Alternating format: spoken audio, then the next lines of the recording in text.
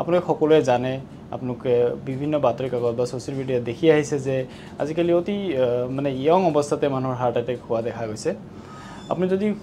গ্লোবেলি যায় বাকি দেশ বিদেশৰ তুলনাত ইউৰোপিয়ান দেশ বিদেশৰ তুলনাত আমাৰ দেশৰ মানুহৰ 10 বছৰ আগতে হাৰ্টৰ প্ৰব্লেম হোৱা দেখা যায় আৰু আমাৰ ইয়াত ইয়ং হাৰ্ট ডিজিজত আক্ৰান্ত হৈ মানুহৰ মৃত্যুৰ সংখ্যা বা হাৰ্ট ফেইলিয়ৰৰ সংখ্যা বহুত বেছি গতিকে এটো আমাৰ সোসাইটিত আমাৰ সমাজত এটা অ্যাৱাৰনেস মই ভাবো অহাটো অতি জৰুৰী যে কোন কিজন মানুহ মানে যেনেকৈ সবেই জানে যে প্ৰিভেনশন ইজ বেটাৰ দেন কিউৰ কোনখিনি মানুহে মানে হাৰ্টৰ কাৰণে আগতেই অলপ আগতীয়াকৈ পৰীক্ষা কৰি এই মাৰাত্মক ব্যাধিৰ পৰা হাত কাঢ়িব পাৰে তো দেখা যায় যে যিসকল মানুহৰ মানে ডায়াবেটিস আছে বা হাইপাৰটেনশন আছে উচ্চ ৰক্তচাপ আছে মেদবহুলতা আছে বা তেওঁলোকৰ পৰিয়ালত কাৰোবাৰ মা দেউতাৰ বা মানে ভাই ভনীৰ হৃদৰোগ বিশেষকৈ হাৰ্ট এটেক আছে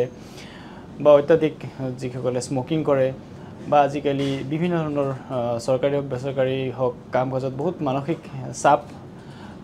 আছে তেনেকুৱা মানুহে কিন্তু তেওঁলোকৰ হাৰ্টৰ মানে সময় সময় চেক আপ কৰি থাকিব লাগে এনেকুৱা দেখা গৈছে যে ইভেন 30 ইয়াৰ্স 30 বছৰ 40 বছৰ মানুহৰ হাৰ্ট এটেক হৈছে গতিকে এটো কথা নহয় যে 60 70 বছৰ হলেহে আমি হাৰ্টটো চেক কৰিম ঠিক তেনেকুৱা ধৰণৰ কথা নহয় মই যিখিনি কথা কলো যিখিনি কাৰক যিবিলাকৰ কাৰণে হাৰ্ট এটেক সোনকালে হ'ব পাৰে তেনেকুৱা থকা মানুহে মানে এট লিষ্ট এদিন উলিয়াই মানে এটা সপ্তাহত এটা দিন উলিয়াই বা মাহত এটা দিন উলিয়াই মানে হাৰ্টৰ কিছুমান টেষ্ট আমি কৰি ল'ব পাৰো বিশেষকৈ ইচিজি ইকোকাৰ্ডিওগ্ৰাফি আৰু ট্ৰেডমিল টেষ্ট এইখিনি কৰিলেও আমাৰ লিষ্ট মানে 80-90% বস্তু আমাৰ হাৰ্টৰ মানে ক্লিয়াৰ হৈ যায়